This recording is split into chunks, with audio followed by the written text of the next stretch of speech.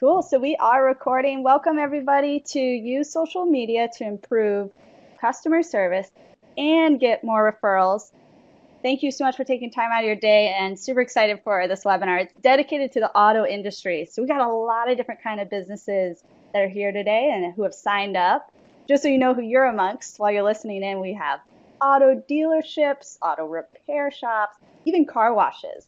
So just a variety of auto industry folks. Feel free to network in the chat box. But first off, my name is Emma Vaughn, and I head up our local outreach here on the West Coast for Main Street Hub. And I'm joined with Kathleen Long, which super privileged. It's already been a blast working with her. But before she tells us even more about herself, she's already revealed her age, just so you know if you missed that in the beginning. I'll turn it over to her in a second, but a little bit about Main Street Hub. So in case you're unfamiliar with what we do, we've been around for over 7 years now, and we offer a 100% do-it-for-you social media service. And we actually manage your Facebook, your Instagram, Twitter, and even customer review sites like Yelp and Google. And one of my favorite ways to describe the work we're doing, we're storytellers. So in order to take on your post and write on behalf of you, got to be good storytellers, right? And that's what we've been doing with now 10,000 businesses.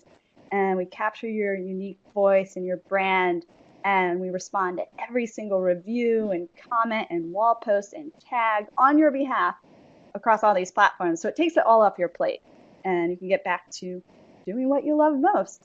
So super excited to take the time to share some of the learnings that we've had with a ton of tips that you guys can digest and start using on your own today, which is really exciting. But now I'm going to turn it over to Kathleen so she can introduce herself and share a little bit about RepairPal. Hi, I'm so happy to join you today, Emma. This is just great. And really happy that we're focusing here on the automotive industry. I've been the Vice President and General Manager of the Shop Network at RepairPal for about 2.5 years. And at that time, it was my first time joining actually the automotive industry when I first started at RepairPal. And over the last couple years, shop owners have become my heroes. It is such a hard job, and there are so many things to pay attention to and keep your eye on in order to make the shop successful. And so it's my pleasure to participate in this. And of course, RepairPal, we are an online website for consumers and for automotive repair shops, and we're connecting the two. So we're the #1 auto repair website, and we help consumers find information about their cars and also connect them with the automotive repair shops. Nearly 2,000 of them now that are in our network, and they are the best of the best in terms of shops. And it's my daily privilege to work with these shops and the people that work in them. So super excited to be here. Awesome, Kathleen. And I'm excited to be joined with RepairPal again. We've actually, fun fact, we've done webinars with RepairPal for, gosh, at least a few years. So it's really great to be doing this again, and thanks for being here. So a little agenda, just so everyone knows what to expect today. We're going to kick off with reputation management and dive into tips of how to approach sites like Yelp. And then my favorite, boost customer service with social media. And then Kathleen's going to dive into some merging offline with online. Super excited about that. And then we'll conclude with how to build your communication channels. But one really exciting thing I want to point out, the hashtag at the bottom, hashtag customer service tips. So definitely don't be shy to tweet us and use the dedicated hashtag. And I put the @MainStreetHub Twitter handle there because we are actually live tweeting right now and throughout the rest of the webinar. So tune in because we're going to be sharing the best takeaway tips on the Twitter. So you can get a recap while you're watching or afterwards. And just let us know you're tuning in. We'd love to hear from you, so don't be shy about that. So without further ado, we're going to dive right into reputation management. And for all of you, whether you own a car wash or a dealership or an auto repair shop, one thing that I know very loud and clear is you guys are experts at building face-to-face relationships. Absolutely, you guys are great at it. But in the internet era where most consumers, they look online before they buy. I know I do if I got check engine light on, or can you imagine having a flat tire? You're going on your smartphone and you're looking for someplace nearby and then also someplace you can trust. And I want to dive into that trust part a little bit more and think about how consumers are looking at you online. And I want to start with Yelp. So, first and foremost, you want to claim and optimize your business listings. And I'm honing in on Yelp and Google because those are the first things that come up. If I'm, for example, let's say I did have something go wrong with my car, or heck, I actually need a car wash. So let's talk about that. My car's filthy. I can't remember last time I got a car wash, but let's say I need to get a car wash and I search for places nearby with just a Google search. It pulls up near me searches. There are reports saying as high as 92% of people read online reviews before they make a purchase. And I'm no different than that 92%, clearly, because I read reviews before I do anything and everything. And another statistic that was pretty interesting, in my opinion, 51% of consumers said, I will buy from a local business with positive reviews. Now, that's a high percentage. Don't be too hung up. Oh, well, all my reviews have to be positive. No, no, no, absolutely not. Not in a real world, right? But here's how you can hop in the driver's seat, take control of your auto shop, starting with claiming those pages so you can really make the most. And I'm using this car wash as an example here because, as you can see by where their title is, South City Car Wash, there's a check mark in blue and it says claimed. So if you're wondering right now, I don't know if my page is claimed, that's an indicator. And once you do take ownership of that page, that's when you can make sure all the information is correct. For one, make sure you have the right business phone number, add your website there. Also make sure your hours are correct.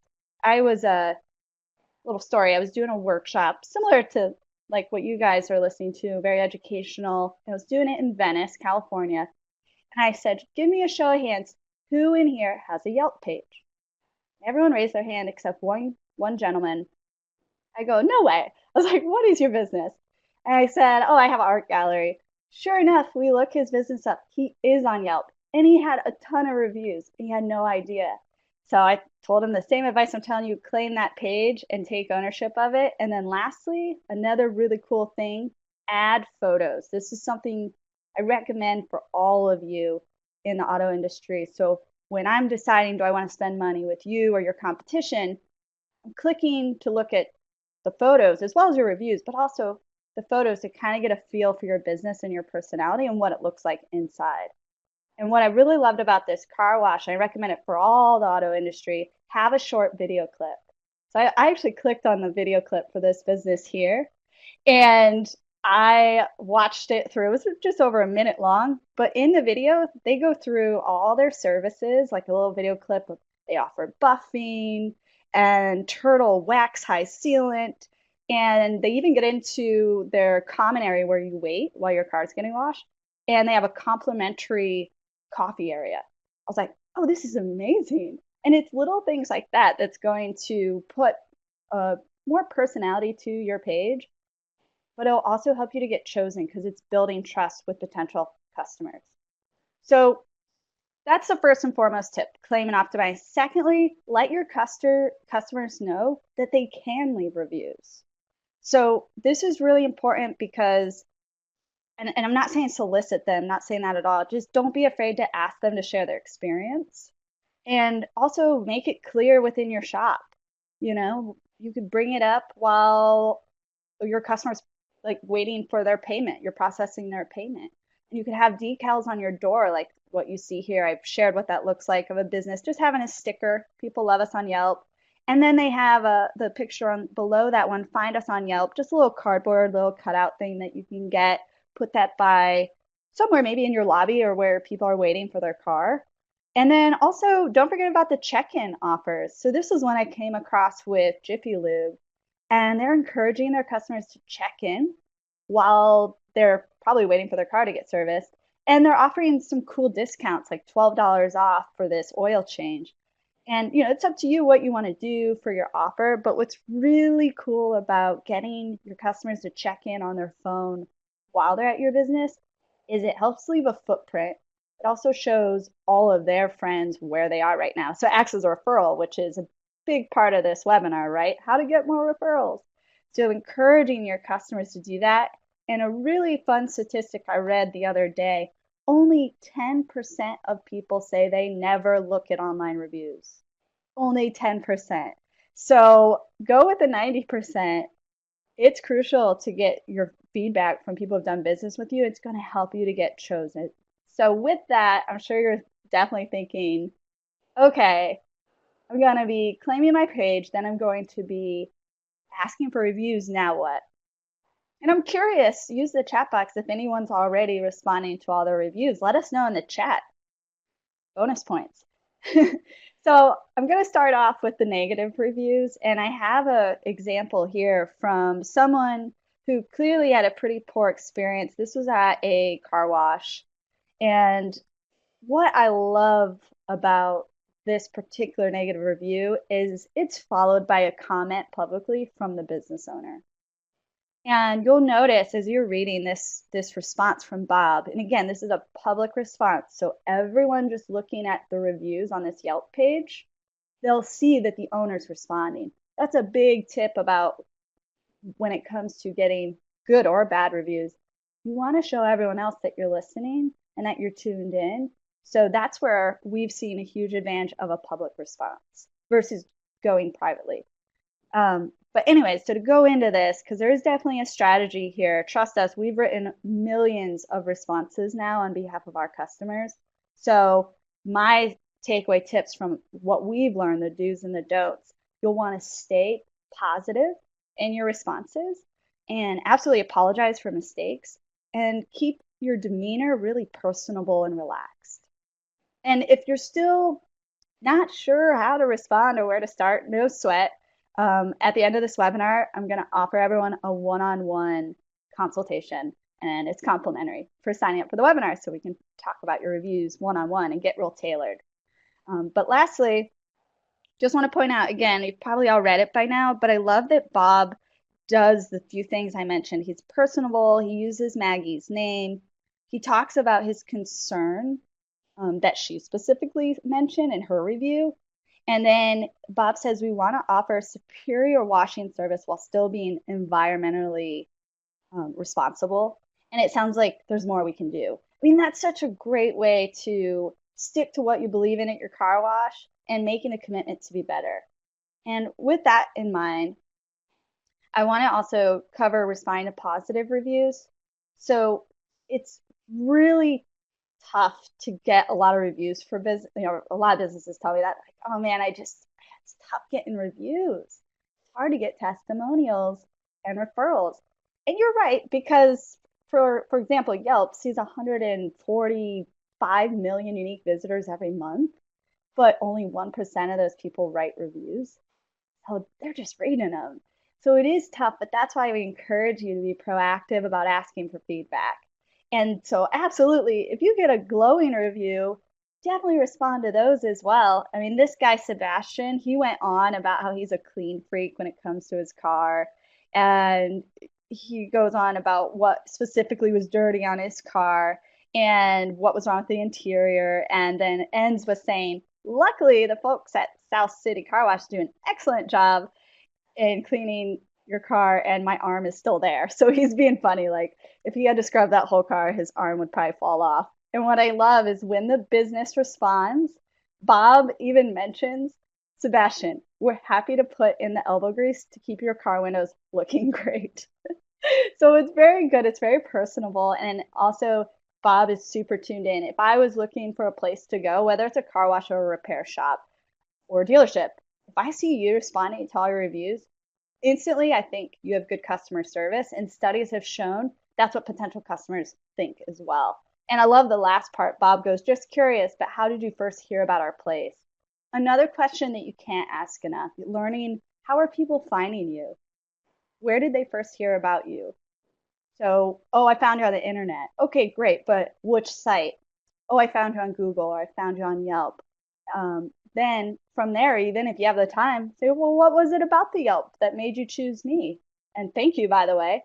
And you can really learn to see where these customers coming from and where maybe you need to turn it up on your marketing efforts. So with that being said, I'm going to turn it over to Kathleen, and she's going to dive a little bit deeper into reputation management with a focus on consumers and their emotional response to auto repair. So Kathleen, take it away. Thank you, Emma.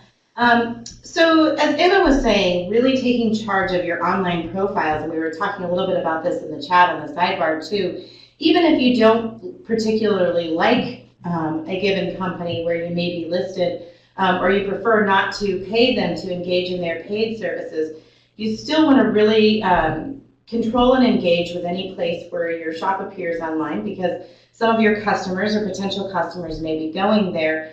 And the other thing is that customers are emotional about automotive repair. So we've done a bunch of surveying on our site, and we also get data from a few other places that conduct third-party surveys about how people are feeling and thinking about automotive repair. It really helps us to address the consumers that are coming to our website and to highlight our high-quality shops in the right way. And what we have learned is that 60% of consumers feel they were not charged a fair price for their last automotive repair. And so this has a few impacts.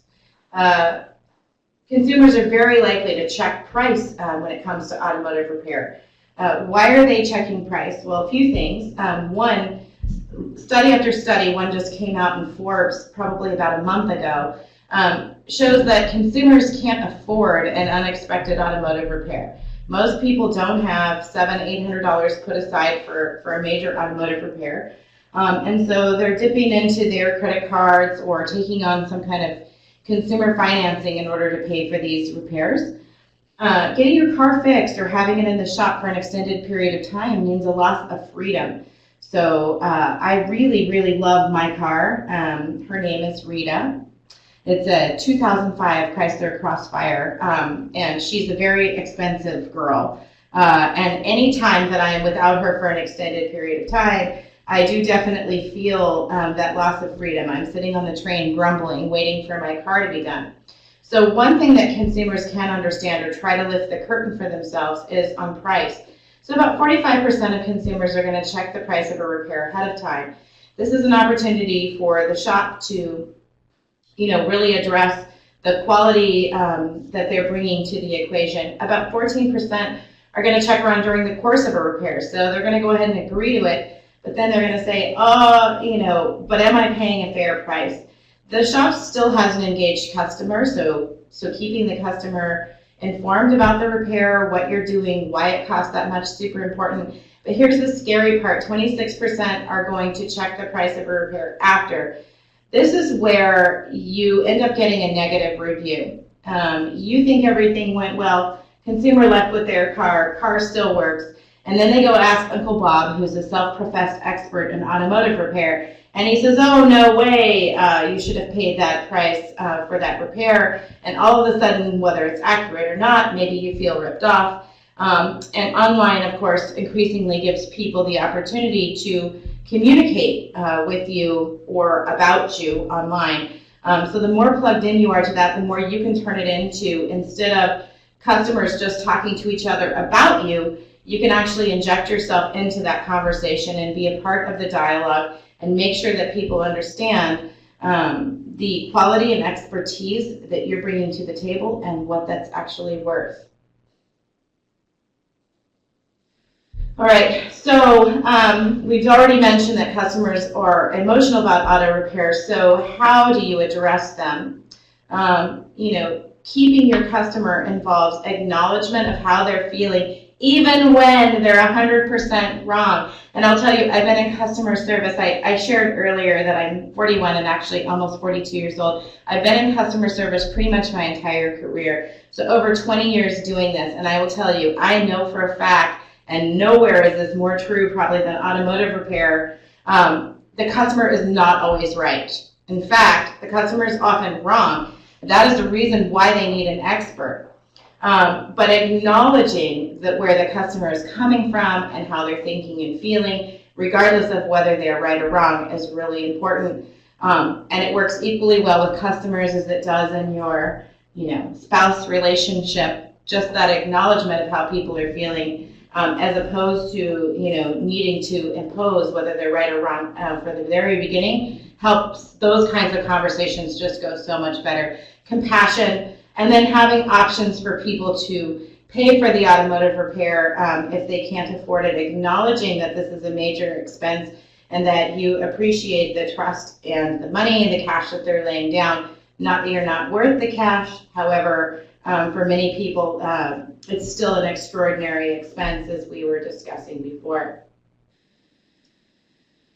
Okay, so one option that RepairPal does offer about this that helps give you some third-party validation of the prices that you're charging is our fair price estimator. So it's available at repairpal.com/estimator. It's available for shops to use, for consumers to use. It is regionally based, and it gives a range for many common repairs. You're not going to find really complicated things like transmission rebuilds in there, but you will find thousands of repairs across many makes and models of vehicles. And this will give you a backstop for why you're charging what you're charging. It's a pretty small screenshot that we're looking at here, but we also list associated repairs that are commonly included. So for example, if you need a water pump, oftentimes there's something else wrong. So we talk about that, and we talk about what might be the cause and how to prevent such things in the future, really working toward educating consumers and explaining to them in very practical terms, as I mentioned earlier, why people who work in shops, technicians, etc., are our heroes, because it is a very difficult job, and there's a lot that goes into the science, technology, and even art of fixing the automobile. And so, back to you, Emma, on to the next section. Yeah, thanks for sharing about your vehicle and your connection with it. I was hoping you'd share a little bit about that.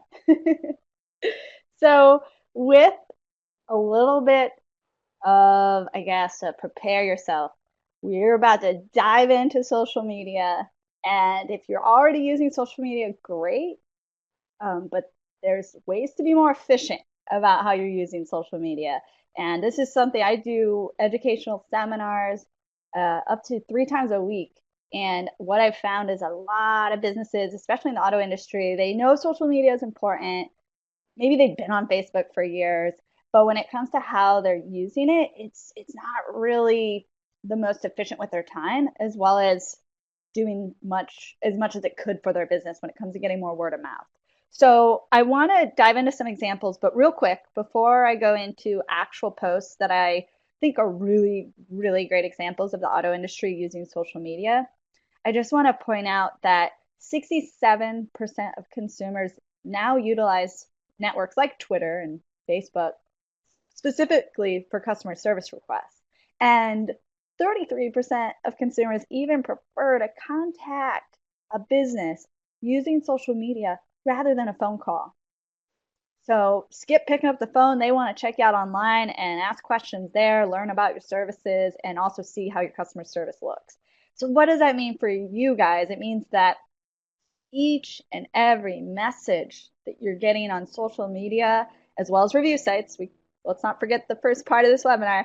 So every message, mention, wall post, and review that comes in for your business has the power to influence the consumer's opinion of your business and their likelihood to visit.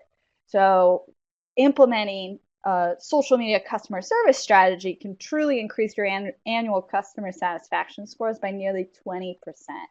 So now the exciting part. I took screenshots of a bunch of different auto businesses who are demonstrating some key practices to boosting customer service. And then also, real quick, I noticed a lot of activity in the chat box. Love it. Thanks for using it. And then also, it's a great place to ask your questions. And we're going to have a Q&A at the end of this with the remaining time, and we're going to tackle those. So with whatever time we have, we'll be sure to get to as many questions as possible. But for now, back to first, respond to all mentions and direct messages. Here's a great example of it. This is a Facebook review from someone named Dawn, and it's for the car doctor. and it says great things, 5-star review and highly recommends them. What I love, and you'll see there a response from the car doctor. Notice one, they're responding. That's step one. But two, they're personable. Thanks for the recommendation, Dawn. It means a lot. Thanks for continually trusting us. So that's saying clearly she's been coming there for a while. She even mentions 5.5 years. And then hope you and your car are doing well. Can't wait to see you soon.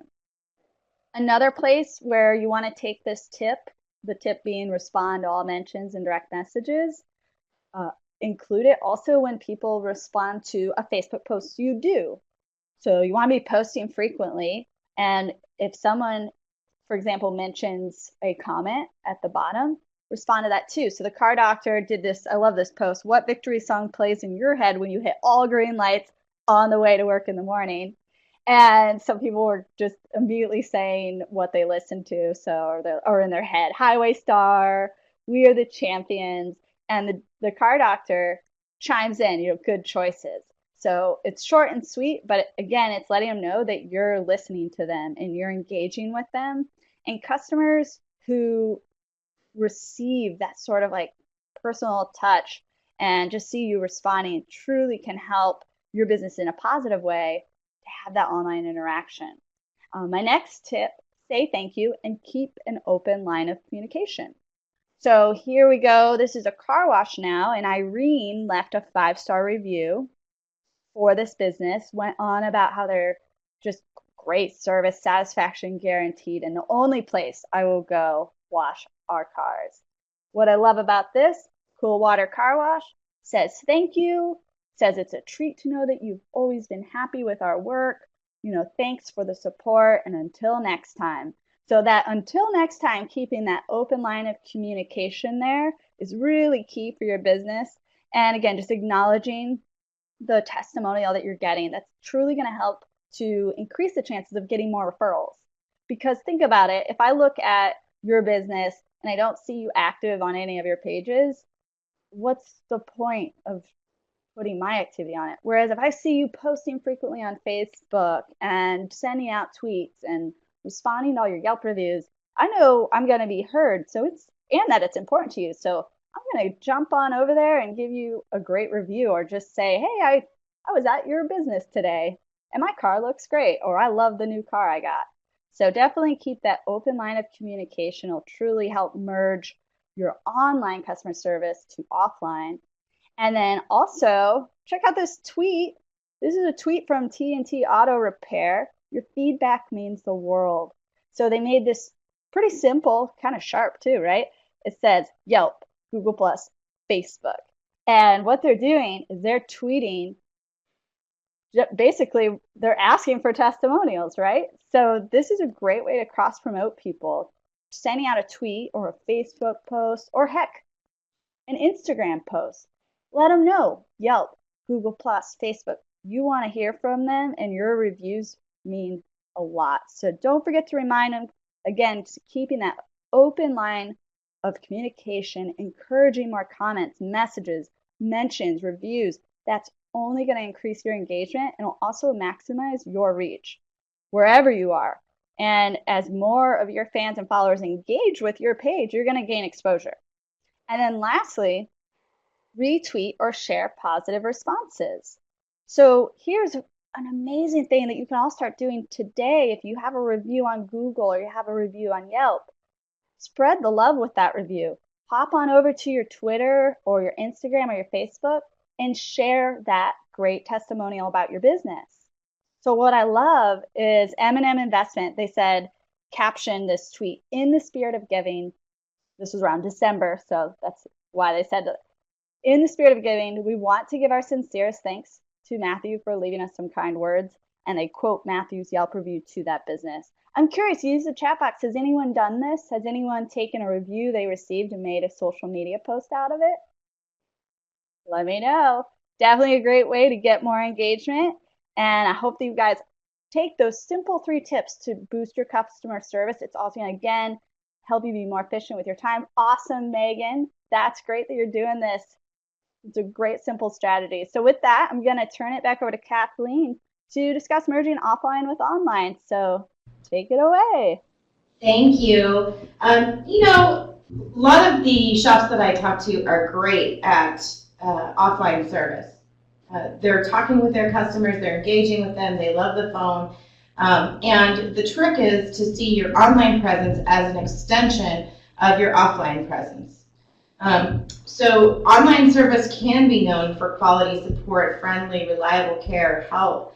A lot of times, and especially in the past, when customers are browsing on the internet, making decisions, thinking about things, reading things, it's a very quiet process, right? You have no idea what they're doing, what they're learning, or whether the information's right, wrong, or indifferent, what's happening there. And that's why opening up these additional channels of communication will allow customers to reach out to you at the point of need or where they hear some contradictory information they're concerned about.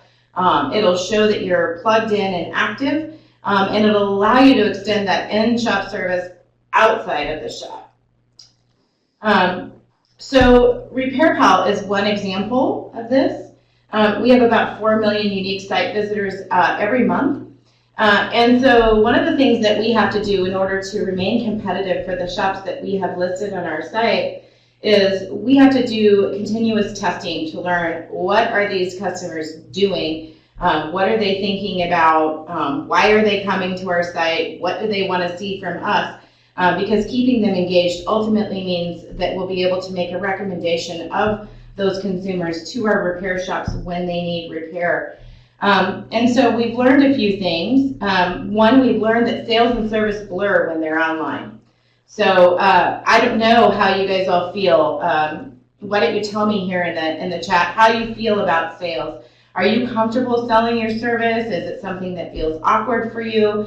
Something that you maybe struggle with, or do you have it dialed in? I will tell you that the shops that do this the best, even if they don't think of themselves as salespeople, they think of it as an opportunity to just demonstrate their service to a customer, to talk about their service, to talk about what they're really good at, what they love, and really wanting to help their customer, and just making that obvious is actually one of the best sales tactics that you can use. It's not about being an overt salesperson. John, thank you for mentioning that. He's saying he gets a lot of online activity, but that a lot of times customers are just using this as a way of getting the price to be lower for the repair that they're looking for. He's being used in sort of this transaction as a comparison tool. It's kind of like, you know, a hot job candidate that's out there trying to get the highest offer, right, from an employer. A lot of times it's the sort of opposite end of the equation. People are making phone calls. They're looking for the cheapest price. Part of that is because they don't know what else to ask or what else they should be asking, and because they're not being asked enough questions. So I told you earlier that my car has a name. That tells somebody a lot about me and my car. What that means is I want really good care taken of my car. On the other hand, the car that my son drives, he just turned 18. He's been driving that car for 2 years. It looked great when I gave it to him. It doesn't look so great anymore. And mostly what I'm concerned about is the safety and performance of that vehicle. I am less concerned about the way that it looks or the little dents or dings that he puts into it, hopefully only smacking into stationary objects. But at the end of the day, I'm not going to pay as much for the repair or the service on his vehicle because he's driving it really hard versus mine, where you might have to bury me with that car. I'm not sure, but I never want to get rid of it. And so really understanding the motivation of your customer and where they're coming from and what kind of repair experience they're looking for really help asking those questions and getting that engagement. The longer you can get engaged with someone and the more you talk to them, the more likely you are to keep them as a customer. This is why big companies, when someone hire people just to greet you at the door when you walk into the store. How can they afford that, or why do they afford that? Because they know if they create that human connection with you, and if they check in with you throughout the sales experience as you're browsing around and looking at things, that you're going to buy more, because now you have that human connection to the store. So think about ways of doing that online with your online engagement. Great conversation going on in the chat about giving price over the phone. Price transparency is an important thing. However, when you don't know what's wrong with the car, it can be very difficult to give a price over the phone. One way that some people handle this when they work with RepairPal is they will use our estimator to say, well, if it's really your water pump, then this is sort of a range that you might be looking at for that repair, assuming nothing else is wrong. But the best thing to do is to bring it in so that we can diagnose. Of course, consumers are afraid of diagnostics. Why? Because this is an opportunity for you to find lots of things wrong with their car, and they will have no way of knowing whether those things are really wrong or not wrong with their car, right? So building the trust, super important thing to do, and having lots of great reviews on these sites. You can say to them, well, look, I have great views on RepairPal, or I have great reviews on Yelp, I have great reviews on Google+. Don't take my word for it. Take the word of other people in our neighborhood and our community that I'm a good, guy or gal here. And so that can actually help you to refer people back to, some of your reviews in places where you're listed online as part of that presence, even when you're talking to them in person. Vice versa, you can refer customers to call you when they're engaging with you in an online forum as well. So some of the lessons that we've learned from doing ads and testing on our own website is that because of the expense of automotive repair, ads and comments that focus on price deliver 6 to 7 times better results than those that don't. So what you will want to do is you won't want to skirt around the issue of price. You will want to find a way to directly address it. This is true whether you're willing to quote prices or not. You will want to address that you understand that it's a major expense for your customer, that you're going to take good care of them, you're only going to do the necessary repairs, that you're fair priced, and that you're an expert that will have their car back to them as quickly as possible. People who don't have the proper training and certifications are learning on the vehicles that they take in. People that have good training, experience, certifications, all of those things already know how to fix the car, and they'll be able to get it back to the customer, more quickly and at a higher quality. So these are all things that you can layer into your online messaging to really help you out here. And so building your communication channels. You can build them on your own website. You can use other online directories to manage them for you. So you can use, of course, email. You can give your customers a way to SMS text you. There are a lot of social media channels. There's a way to open up chat on a Facebook page. You can use Twitter, which I think Emma mentioned earlier. Obviously, most repair shops have a heavy phone component, but giving your customers multiple ways to interact with you that feel comfortable with them, again, just strengthens and deepens that relationship. Think about, if you can remember, I certainly do, think about, when you were waiting by the phone as a teenager for that special guy or girl to call you, right? Think about if you'd had, 4 or 5 more communication channels to which that person could have reached out to you. We probably would have spent a lot less angstful time, waiting for that call. If someone could have texted or emailed or done some of those other things. And so the important thing is to give your customers multiple ways to contact you so that they don't fall off and start, dating another shop, as it were. When you're communicating online, this is very important. Be really specific and transparent. Be really clear with your customer about what you're communicating, and make sure that you collect the information you need from them in order to answer their question or to be specific. And make sure that your communication is friendly. It's really easy to misinterpret things in text. We've all done it. You've probably done it when, getting a review or a comment online. Sometimes it strikes you the wrong way. So make sure that you're using as friendly of language as possible, while at the same time collecting the information you need to answer the question and be very specific. Recently, we had a shop where a customer asked for an estimate, and the shop was like, sure, no problem. And so they provided an estimate for the thing that the customer asked for.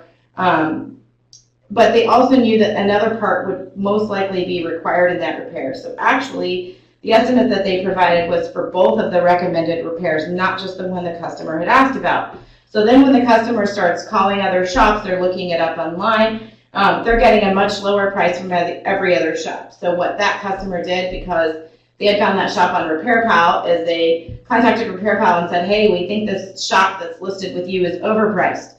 And so as soon as I looked at the shop's estimate, I knew exactly what happened. They had included a recommended repair along with the repair the customer was originally asking for in that estimate. And I could see that just by looking at the line items, but of course that customer is not an expert. They're just looking at the total at the bottom, and they probably don't know why there's 2 repairs on the estimate instead of only 1. And so we were able to explain with the automotive team that we have here, former mechanics that work for our company, we were able to explain why those 2 repairs actually go together and why the shop had quoted it, because of course the shop didn't want them to be disappointed when they needed 2 repairs and not just 1. However, being really crisp and clear in that communication would have saved that shop from that misstep. Ultimately, that customer did select that shop because the shop had been more thorough and complete, but the shop almost lost that customer by not being as clear as they could have been in their upfront communication. So super important. You also want to make sure that wherever you can build communication channels to your website and other online directories. If this sounds overwhelming, and a lot of shops tell me that it does, they're like, look, I can barely get the phones answered each day. How am I going to spend my entire day responding to messages and texts and emails and etc.?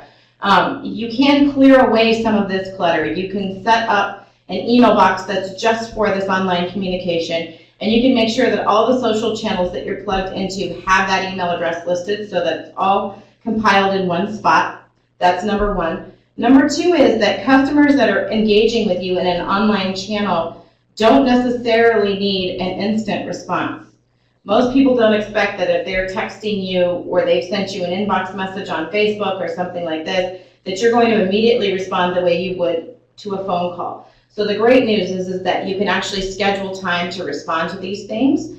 The fast bird does get the worm. It doesn't have to be early, but the faster you respond, the better chance you have of converting leads. However, do understand that it doesn't require an instant response. So what this means is that setting aside a few times a day when you check all of that and respond to all of that is good. And I do suggest that you do it throughout the day and not at the very tail end of the day when you're completely tired, because the responses will probably be better and a little bit more energetic, which is of course what's required in order to really convert those customers. Here is a screenshot of sort of some of the information that RepairPal provides about our shops. We highlight and emphasize the quality score, warranty, and reviews. And there are ways that our shops can enhance these profiles. So instead of leaving them very basic, they can include videos, photos, etc. You want to dig in and find out what's possible on all the communication channels and directories that you're listed in, even if you don't want to pay for them, and that's fine. Usually there are still some options that you have for making sure that your hours and information are listed correctly, possibly for pictures or including reviews, so that you can make the most of your presence in each place that you are listed. And then here's an example of one of our shops and how they have translated their, what I call offline personality, their in-person personality, with their online personality. So if you can see in the little photo, they're showing their enthusiasm and excitement with their RepairPal certified sign, and then their statement about themselves, that their service is based on integrity. They stand behind their work and seek to build relationships with their customers by building trust. And this is how they have carried forward their offline persona into their online space. They're also using the RepairPal estimator widget, which is something that our shops can put on their own site. Again, they can direct customers back to their website to get these estimate ranges so that they don't spend a bunch of time on the phone producing them, and instead can focus on talking to their customers about the other things that are important, like the situation that John's talking about in chat, where a customer tried to shortcut a job and ultimately ended up having to bring the job back because not all of the recommended repairs were completed. Focusing conversations on important things like that and getting the customer away from price because they have more of a general idea of what it is, will really help automotive repair shops to be successful in integrating the online and offline aspects of their personality. Lastly, I'll take you to sort of the close slide here, that we do have a special offer for webinar attendees who are interested in engaging with RepairPal at a deeper level. We are offering an application fee that is 75% off, and then a free month of service with RepairPal. So I would encourage all of you, if you're interested, would love to chat with you further about what it takes to be a certified shop. And I'd also be happy to chat with anyone further about what we've talked about in this webinar, and just helping you to be successful, whether you choose to further engage with RepairPal or not. But of course, it sounds like some of you are offering amazing quality. So quite selfishly, I would love to be able to work with you on a day-to-day basis and to have your shop listed on our site. Awesome. Yeah, great offerings and great tips from RepairPal. Thank you so, so much. And sounds like a great webinar special offer for the attendees. And also, on top of that, Main Street Hub is offering free one-on-one social media consultations. So I mentioned that in the chat box. It's just a link saying, probably take a minute to sign up for assessment, and then you just gotta be in front of your computer, and we'll pull up your Yelp and your Google and your social media pages and go through them one-on-one, really to show you, hey, this is what you're doing great. Have you thought about trying this with your Yelp? This is what we've seen really help your type of business in your area, etc. With Facebook and Twitter. They're awesome. I used to do them all the time, but I'll drop the link again in case you guys didn't see it earlier, because I know we were throwing a ton of tips your way. And then, so there's the link if you want the free assessment. But now we're going to go ahead and use the remaining time that we have, which is a good amount, to dive into questions. So, Kathleen, were there any that you saw that you just were like, ooh, I want to answer that one right away? Let's see. There are some questions about whether the estimator widget accounts for labor rates in that state and city, whether the prices are regional versus national. And the answer to that, which I did answer also in the chat, is yes. We do account for regional labor rates. I will just, I believe in saying what you're good at and not apologizing for it. So I will tell you that our estimator is best in class. We have multiple data feeds for parts. We have a team of automotive experts, all of whom have worked in the industry, have wrenched on cars in shops, owned shops, worked in dealerships, helping to tune in this information, make sure it's as good as possible. And we're using industry standard labor guides, which are which the shops would recognize if I mentioned them, because most shops are using one or the other. And this is how our estimates are based. I will also say that our estimator is so good, it's backed by insurance. So anytime if we have an estimate that's incorrect, and a shop brings that to our attention, because there are some edge cases or reasons why that might happen, we are able, not only do we update or adjust based on that feedback, but we stand behind our shops. So if a customer brings in an estimate and for some reason it's wrong, we ask our shops to go ahead and honor it, and then our insurance makes the shops whole. Obviously that doesn't happen too often, or we would lose our insurance policy. But we are, like I said, I believe it's best in class estimator for that reason. It's not just something generic. It's really very specific to vehicles, repairs, and the area in which someone is doing a search for a repair.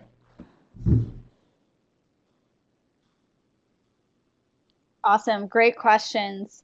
I wanted to jump into this one because, it's specifically about bad reviews and what do you do if you think that they're false. So I'm so glad that you asked this, because this is definitely something I didn't cover in the responding to negative reviews part, but we have a lot of experience with this on behalf of automotive industries where we manage their Yelp and Google. So if you do feel, hey, this is definitely a false review, what you need to do is flag the review. And basically that's going to put it on Yelp's radar to review it. And, if the review in fact violates Yelp's terms and conditions, that's the only way you can get the review actually removed. So there is a little bit of a process. I know we do it for our customers, so you don't have to go through dealing with that. But real quick, I am multitasking here. I have a blog post from our amazing brand team, and it's all about this, flagging a Yelp review in 4 simple steps. So real quick, there's the link. This blog post is definitely a great start. And another thing, when we offer the free assessment, the consultation, that link I dropped earlier, that's another great time to talk to someone one-on-one from our team, and we can actually pull up that review that you think is false and just kind of talk about it a little bit more tailored. And definitely recommend that, because that's definitely an area that a lot of everyone in the auto industry asks me about frequently, but also local businesses in general nationwide. So check out the blog post. Hopefully that's helpful. And John, I saw you had the same question as well. How do you handle bad reviews and can they be removed? So check out that. But also I just want to recap to the slide where I covered how to respond to negative reviews. So it's really important that you don't let those go unanswered. So having a public response, even if in the meantime you think it's false, at least get something on your page, a public response, to help neutralize it. Okay? So you can show all the onlookers that are just landing on your page every day that you are handling this complaint. So I would definitely recommend responding in a way that helps neutralize it and is not too defensive. It's more so apologetic. So hopefully that's helpful with that. I know that's a big topic. Kathleen, did you want to add anything to that when it comes to reviews that are potentially false and or just negative? Yeah, so as you said, I think it's important to respond to every review. So let's say there's a false review. Maybe your competitor across the street has gotten all of their employees to write bad reviews or something like that. It's really important not to appear super defensive online, but I think it's fine to be really straightforward and to say, hey, thank you for leaving this feedback. Our shop loves to get feedback. However, I don't find any record of you as a customer. Can you private message me? Give me some more information. I don't recognize your car, your situation, your name, whatever it is. And then as Emma said, work to get that incorrect review taken down. However, there's a response there for the public to see in the meantime if that takes a certain amount of time to get it removed. As I mentioned earlier in the chat, that is not a problem on RepairPal. We only do verified customer reviews. So we don't have a problem with having erroneous reviews. You can't just come to our website and leave a review of a repair shop. So we work a little differently than many of these other online sites, but people will find places if they're determined to have something to say. And so you definitely want to respond. The second thing is that most of the technicians and shop owners that I know are perfectionists. They're engineers at heart. They do amazing work, and they believe in, absolute perfection in their work. And so a negative review is particularly, feels particularly bad to this personality type, right? We want all A's. We want all 5 stars. This is how we're built as human beings. However, it's just really helpful to understand that no matter how great you are not going to have perfect 5 stars and perfect reviews every time. That no matter what, you are going to end up with people who have something to say, who've misinterpreted something, especially because the automotive relationship is so complicated.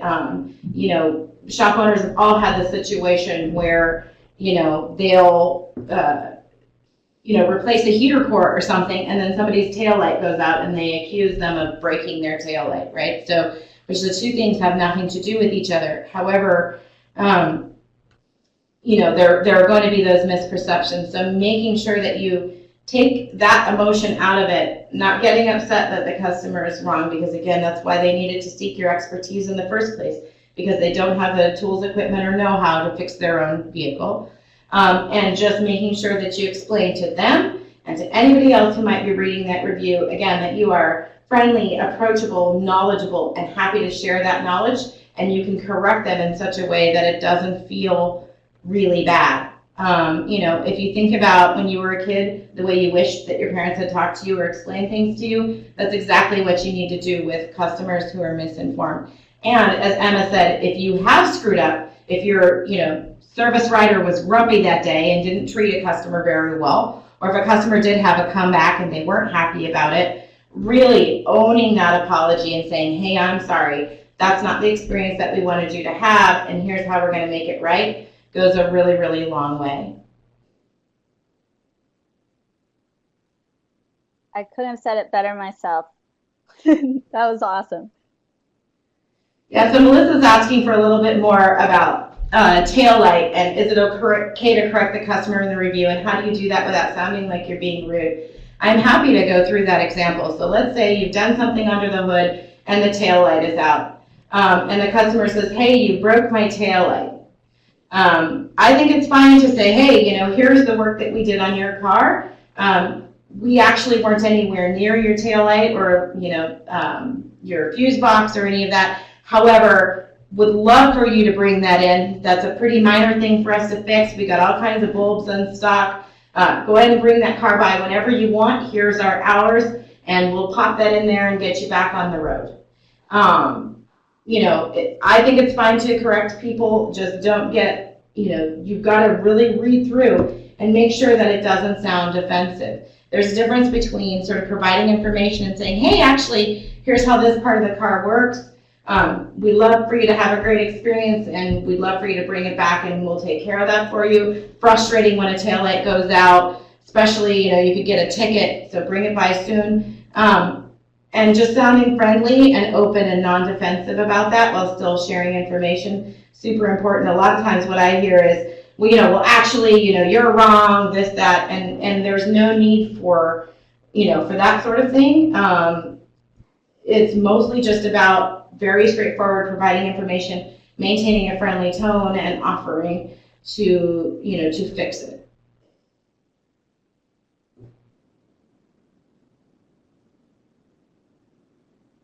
Excellent.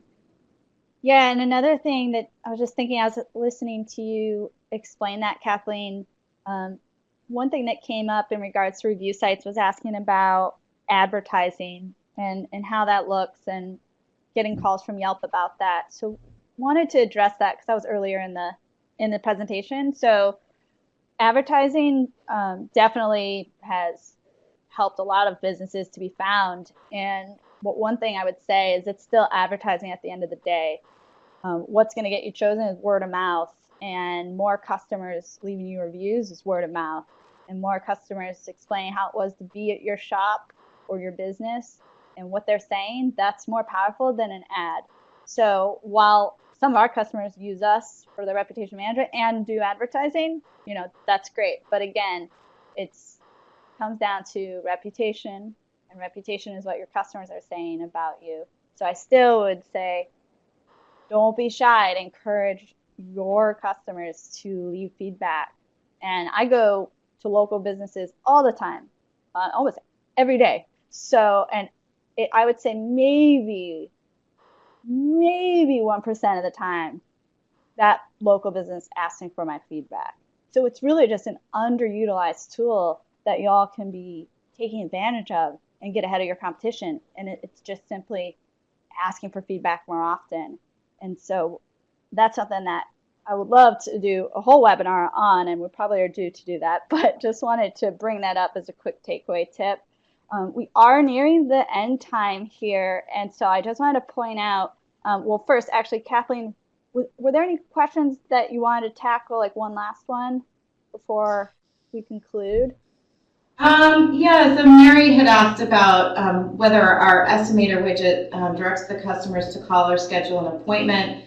What happens if the car has been lit on fire? So lit on fire is not a repair that we have listed in our estimator. The estimator is more for people who have some idea about what they need, but we also list diagnostic services there. so the customers can kind of see, air conditioning diagnostic versus general repair, etc. We also have a check engine light widget, so if people are getting a code and they want to know a little bit more about what that means and what the likely causes are, we have an experience for that as well. And the widget does offer the customers the ability to call and or schedule an actual appointment with our shop, so we have both of those options. There's also a message shop option for someone who's not yet ready to make an appointment, but maybe has a general question like, my car's been lit on fire, what do I do? And so, we really try to make it easy, following the guidelines that I gave you here about making it easy for your customers to get a hold of you, right? So our website attempts to, to really answer that as well by giving the customer multiple options for reaching out to your shop.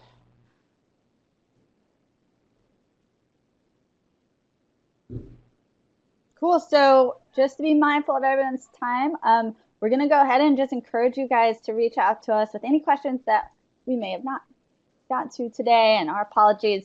Wish we could do this for an hour long Q&A. But the good news is we're not going anywhere, and we'd love to hear from you. So there's contact info for both RepairPal and myself, Emma Vaughn, with Main Street Hub.